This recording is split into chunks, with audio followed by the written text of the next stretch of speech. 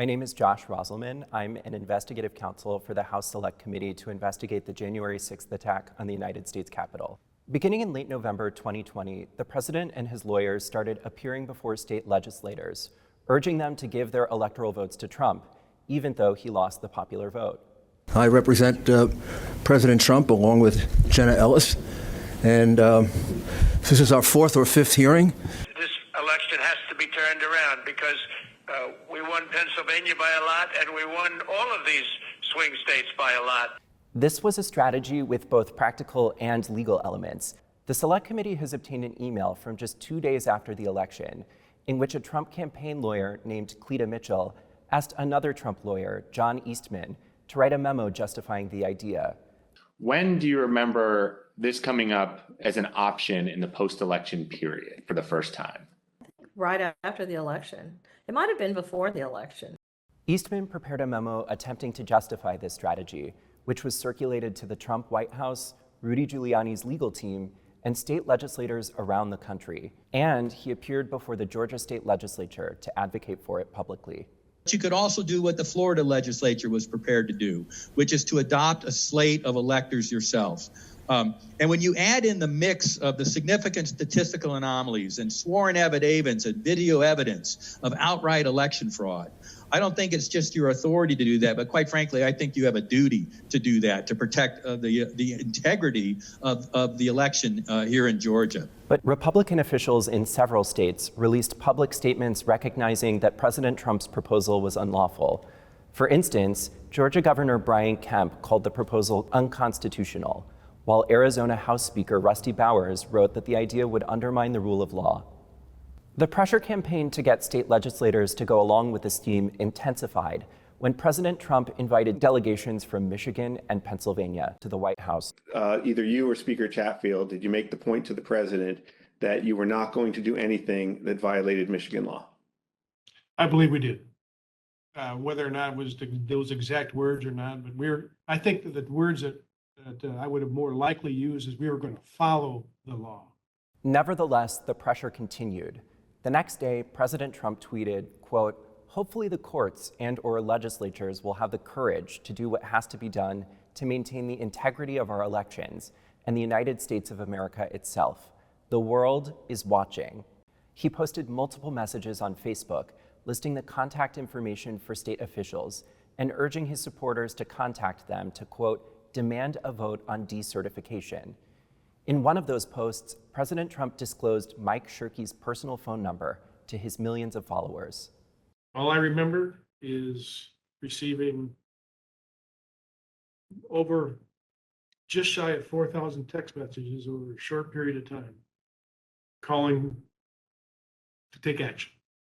It was a loud noise, loud, consistent cadence of, we hear that the Trump folks are calling and asking for changes in the electors, and you guys can do this. Well, they were believing things that were untrue. These efforts also involved targeted outreach to state legislators. Hi, Representative. My name is Angela McCallum. I'm calling from Trump campaign headquarters in Washington, D.C. You do have the power to reclaim your authority and send a slate of electors that will support President Trump and Vice President Pence. From President Trump's lawyers and from Trump himself. And I've become friendly with legislators that I didn't know 4 weeks ago. Another legislator, Pennsylvania House Speaker Bryan Cutler, received daily voicemails from Trump's lawyers in the last week of November. Mr. Speaker, this is Rudy Giuliani and Jenna Ellis. We're calling you together because we'd like to discuss, obviously, the election.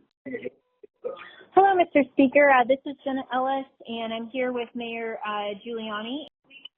Hey, Bryan, it's Rudy.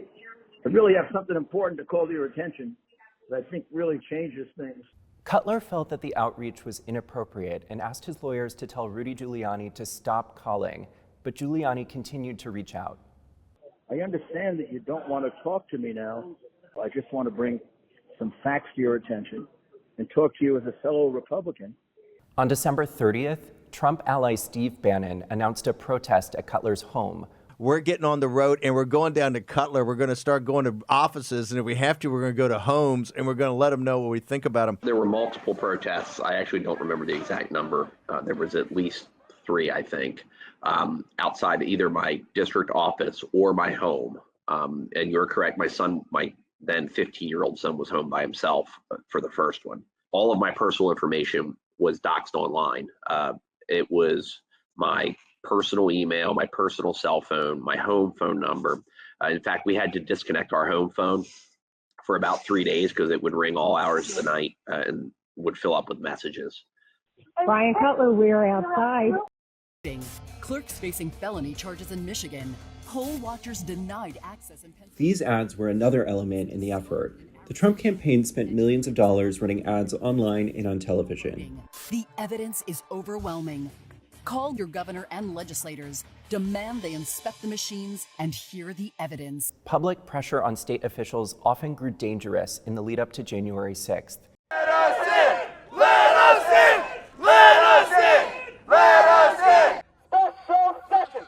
Special session! Special session! We'll light the whole shit on fire. What are we going to do? What can you and I do to a state legislator besides kill him? Although we should not do that. I'm not advising that, but I mean, what else can you do, right?